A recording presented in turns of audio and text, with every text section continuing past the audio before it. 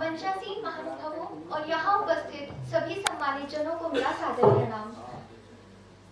हमारे वीर स्वतंत्रता सेनानियों को नमन और महाभारत के धर्म युद्ध से प्रेरणा लेते हुए मैं रक्षा राजीव गांधी राजकीय महिला महाविद्यालय की छात्रा आज आप सभी के समक्ष सहभागी सुगम और समावेशी निर्वाचन की ओर अग्रसर पर भाषण देने के लिए उपस्थित हूँ।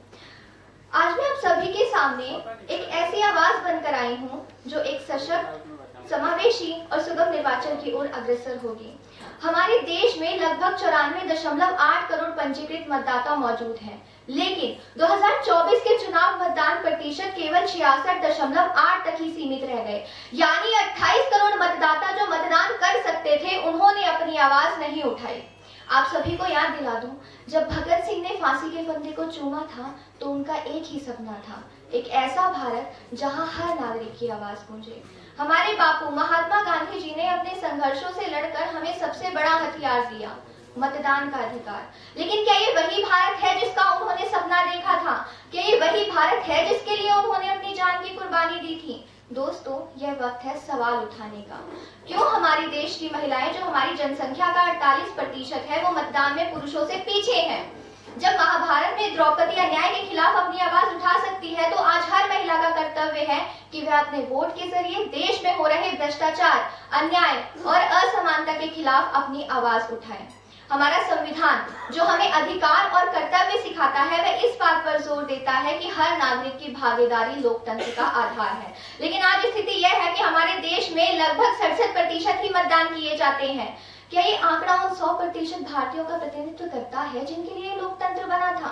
बिहार जैसे राज्यों में मतदान का प्रतिशत केवल 56 से 58% तक ही सीमित रह जाता है।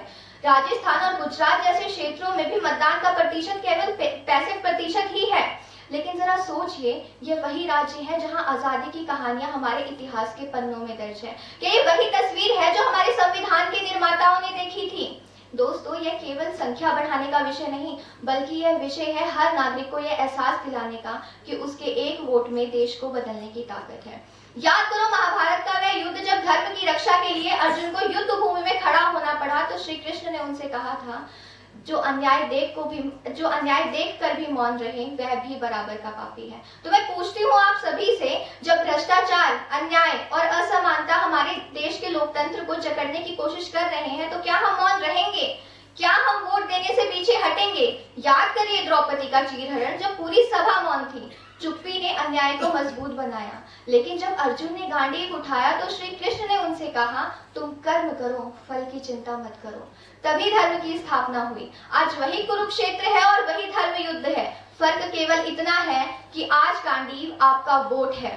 तो आइए हम सब प्रण लें कि हम समावेशी, सहभागी और सुगम निर्वाचन की ओर अग्रसर होकर एक ऐसे भारत का निर्माण करेंगे जहां हर एक व्यक्ति का वोट गूंजेगा। अंत में मैं कुछ पंक्तियों के साथ अपने भाषण पर विराम लगाना चाहूंगी। समय खड़ा है सामने जो कह रहा है, लौट कर तू वोट कर, तू वोट कर, तू वोट कर। ये फर्ज रहे ध्यान में, लिखा है संविधान में, कदम उठा बटन दबा के वोट कर, तू वोट कर, तू वोट कर, तू वोट कर। धन्यवाद। जय हिंद। सुप्रभात। जय श्री राम। मेरा नाम निधि है और मैं टीआईटी स्कूल की छात्रा हूँ। जैसा कि आप जानते हैं कि आज 15वां राष्ट्रीय वोटर दिवस है, तो मैं इस उपलक्ष्य में आपके सामने कुछ ऐसे प्रयासों के बारे में बताना चाहती हूँ जो हमारे भारत ने और हमारे भारत चुनाव आयोग ने दिखाए हैं, ताकि हर एक इंसान वोट दे सके। जैसा कि आप जानते ही हैं कि भारत दुनिया का सबसे बड़ा लोकतंत्र है, जिसकी आबादी 1.3 बिलियन से भी अधिक है, जिसमें भाषाओं, संस्कृतियों व धर्मों की विविधता है। ऐसे विशाल व विविध देश में चुनाव करना एक बेहद कठिन कार्य है, परंतु हमारे भारत चुनाव आयोग ने इस कार्य को बहुत आसान बनाया है।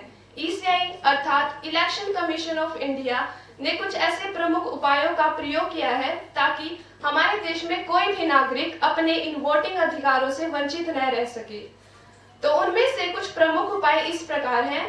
सबसे पहला है मताधिकार का विस्तार करके पहले से वंचित समूहों को शामिल करना।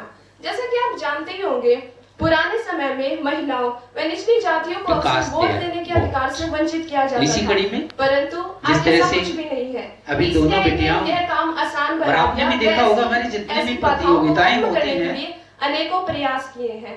जैसे कि आज हर एक व्यक्ति लिंग या जाति की परवाह किए बिना 18 वर्ष व उससे अधिक आयु के सभी नागरिकों को वोट देने का पूरा अधिकार है। अगला कुछ प्रयास इस प्रकार है कि सुविधाजनक मतदान स्थान केंद्र प्रदान करना।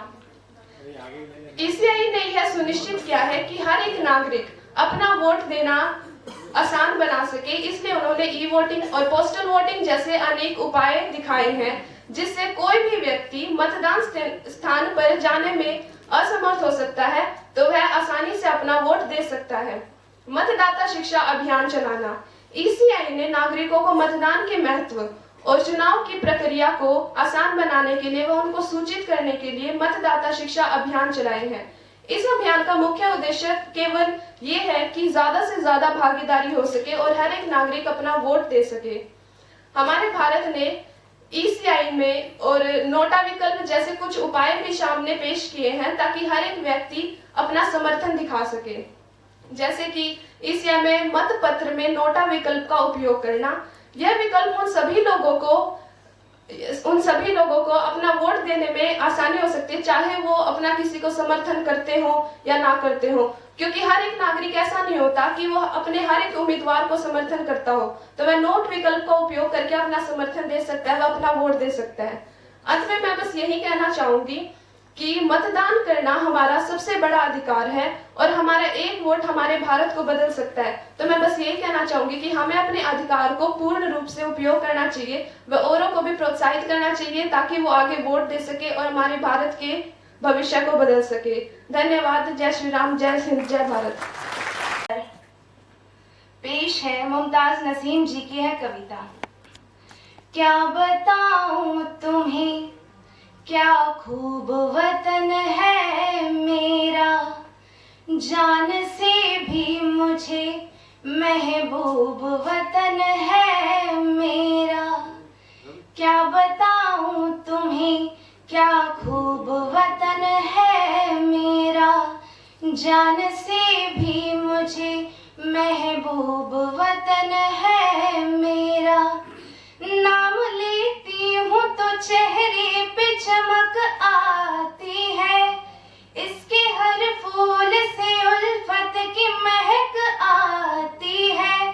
दिल को जो रोशनी देता है वो महताब है ये, चिश्तियों नानकों गांधी का हंसी ख्वाब है ये। क्या बताऊं तुम्हें क्या खूब वतन है मेरा, जान से भी मुझे महबूब वतन है मेरा। दोस्तों जज्बाए कामिल से मिली है हमको, ये जो आजादी है मुश्किल से मिली है हमको। फक्र की बात है इस मुल्क में आबाद है हम, और सोने पे सुहागा है कि आजाद है हम। पूरी दुश्मन की कभी चाल न होने देंगे, अपनी आजादी को पामाल न होने देंगे। क्या बताऊं तुम्हें क्या खूब वतन है मेरा, जान से भी मुझे महबूब वतन है मेरा। नफरतों बुग़्ज़ों अदावत ये कहाँ जानता है, ये मेरा मुल्क मोहब्बत की जुबान जानता है।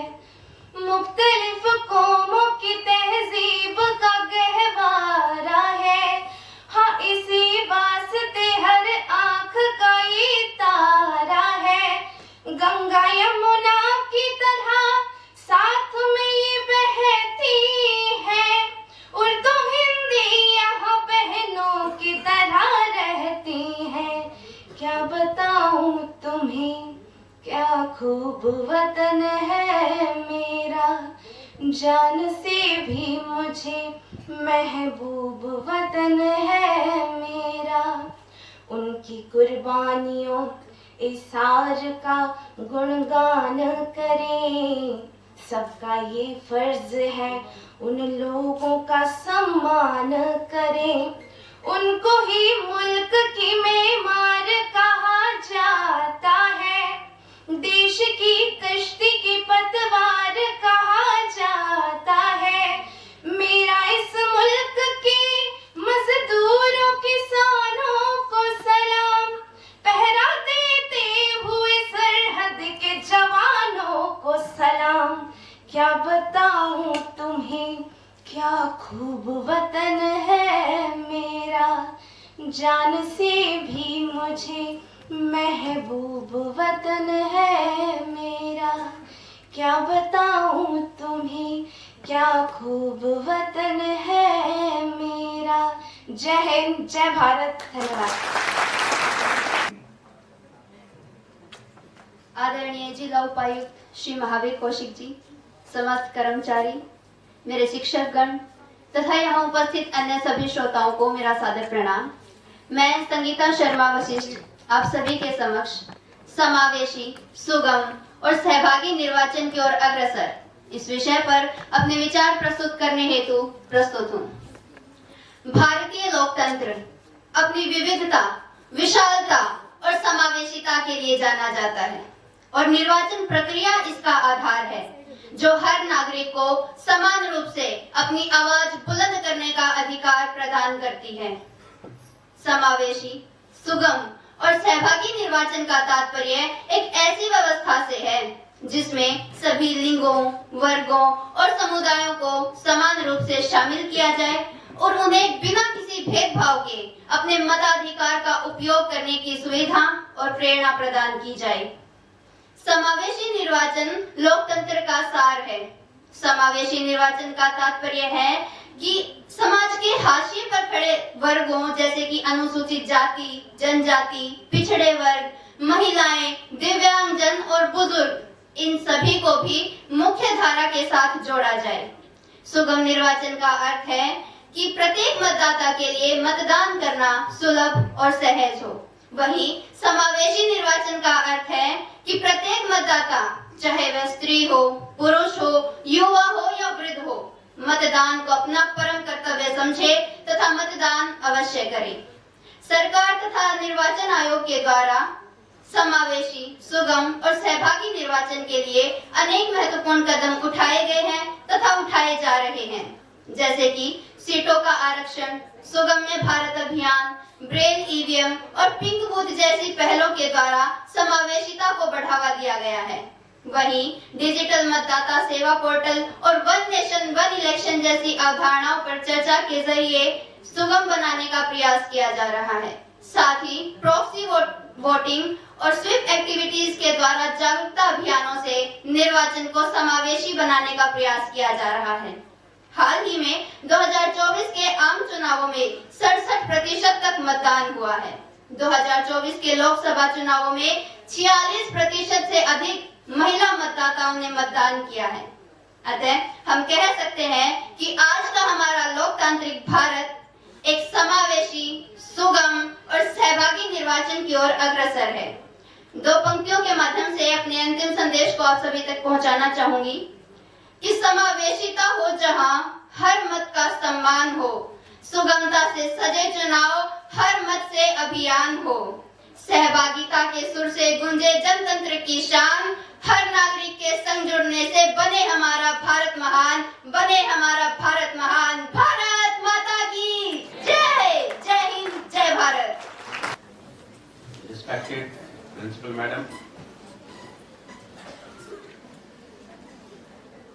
CTM साहब विपिन कुमार जी, नायब तहसीलदार इलेक्शन विनोद जी, सभी कर्मचारीगण, महाविद्यालय के प्राध्यापकगण, प्यारे बच्चों व मीडिया के छायाकार व पत्रकार बंधुओं, सबसे पहले तो आपको सादर नमस्कार।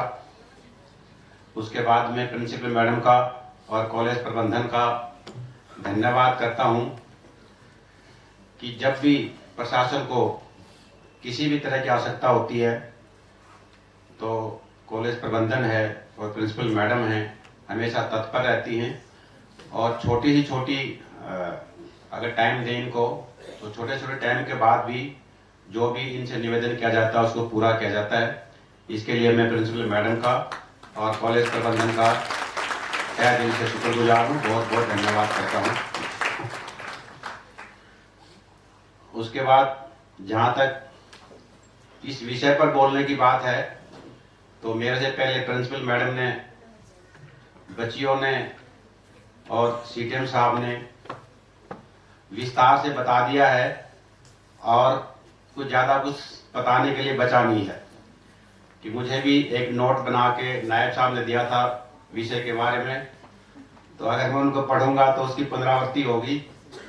जो सारी बातें हैं बल्कि उससे ज़्यादा बातें हैं वो बच्चों ने बता दी है, लेकिन फिर भी अपने दायित्व को निभाने के लिए आज के विषय पे बच्चों आप सभी जानते हो कि भारत देश है, उसकी जो महानता है, अगर हम इंटरनेशनल लेवल पे बात करें अपने स्टेटस की भारत के, तो उसमें सबसे बड़ी बात है कि भारत है वो सबसे बड़ा लोकतंत्र है और फंक्शनल लोकतंत्र है। फंक्शनल का मतलब है अगर हम अपने आसपास निगाह घुमाएं तो कहने को तो पाकिस्तान में भी लोकतंत्र है, बांग्लादेश में भी लोकतंत्र है, लेकिन वो लंगड़ा लोकतंत्र है, पूरी तरह फंक्शनल नहीं है। जब भी वहां पे आर्मी चाहे या कोई और ग्रुप चाहे वो सरकार को गिरा सकता है, लेकिन जो हमारा देश है वहीं पे ये वर्किंग और फंक्शनल लोकतंत्र हमारे देश में है और इसी से हमारा जो मान सम्मान है वो अंतर्राष्ट्रीय स्तर पर बढ़ता है। अगर हम अन्य देशों की बात करें जहाँ पे लोकतंत्र है, तो अभी अगर हम अमेरिका की बात करें तो अमेरिका में जो चुनाव प्रक्रिया है वो इतनी कठिन है, जो उनकी वोटिंग है वो महीनों चलती रहती है और उनके जो मतपत्र गिनने का कार्य है वो भी महीनों चलता रहता है और काफी समय लगता है, काफी इंतजार करना पड़ता है लोगों को अपना राष्ट्रपति चुनने के लिए। लेकिन भारत में जो चुनाव प्रक्रिया है वो निर्वाचन आयोग की देखरेख में बिल्कुल सुगम है, बिल्कुल सिंपल है। एक दिन में जहां भी वोट पड़ने होते हैं वो पड़ जाते हैं और जब गिनती की बात आती है तो सुबह 8 बजे से गिनती शुरू होती है और रात और शाम के 2-3 बजे तक जो चुनाव परिणाम हमारे सामने आ जाते हैं। और जब पावर ट्रांसफर की बात करें, जो सबसे पावरफुल अपने आप को लोकतंत्र कहता है अमेरिका, अगर हम पिछली बार उसका उदाहरण देखें तो जब ट्रंप की हार हुई थी तो वहां पे क्या नजारा हुआ था। जो राष्ट्रपति भवन है उस पे हजारों की संख्या में भीड़ है वो घुस गई थी कि भी हम ट्रंप को हटने नहीं देंगे। लेकिन भारत में ऐसा नहीं है। भारत में जो पावर ट्रांसफर है, सत्ता का हस्तांतरण है, वो बिल्कुल सुगम तरीके से, बिल्कुल सरल तरीके से, बिल्कुल साफ तरीके से होता है। तो ये हमारे लोकतंत्र की महानता है। इसके लिए जो भारत के नागरिक हैं वो बधाई के पात्र हैं। लेकिन जो छोटी मोटी कमी है, जैसे बताया जाता है कि हमारा जो मतदान प्रतिशत है लगभग 60-70% रहता है। अगर ज्यादा जोर लगाएं तो 70-72%, यानी लगभग 1/4 या 1/3 जो हमारी जनता है वो मतदान नहीं करती। तो आज का जो ये राष्ट्रीय मतदान दिवस है, इसका मुख्य मकसद यही है, लोगों को हम जागरूक करें कि अधिक से अधिक मतदान करें और लोगों को, और जो बच्चे हैं, बच्चियां हैं, उनको जो मतदान के लिए हम पंजीकरण कैसे करें, रजिस्ट्रेशन कैसे करें, अपना वोट कैसे बनाएं, उस प्रक्रिया के बारे में बताया जाए। तो हमारे हर एक बूथ लेवल पे BLO हैं। जैसे कोई भी बूथ है वहाँ पे जो एक कर्मचारी वो BLO है, तो वो समय समय पर सब सारी जानकारी देता रहता है। तो हमने अधिक से अधिक जो मतदान है उसका पंजीकरण करवाना चाहिए और जो वोटर हैं उनको हमने आग्रह करना चाहिए, उनको बताना चाहिए कि हमने अधिक से अधिक मतदान करना है। ज़्यादा समय ना लेता हुआ, जैसे मन से बताया गया था कि समय की अभी तक प्रतिबद्धता रही है, तो उसी को आगे कंटिन्यू करते हुए, ज़्यादा समय ना लेते हुए, एक बार फिर मैं प्रिंसिपल मैडम का, कॉलेज प्रबंधन का धन्यवाद करता हूँ, नायब साहब और इनकी पूरी टीम का धन्यवाद करता हूँ कि उन्होंने इतना अच्छा आयोजन किया। लोकतंत्र में अपनी पूर्ण आस्था रखते हुए यह शपथ लेते हैं कि हम अपने देश की लोकतांत्रिक परंपराओं की मर्यादा को बनाए रखेंगे तथा स्वतंत्र निष्पक्ष एवं शांतिपूर्ण निर्वाचन की गरिमा को अक्षुण्ण रखते हुए निर्भीक होकर धर्म वर्ग जाति समुदाय भाषा अथवा अन्य किसी भी प्रलोभन से प्रभावित हुए बिना सभी निर्वाचनों में अपने मताधिकार का प्रयोग करेंगे। धन्यवाद। जय हिंद।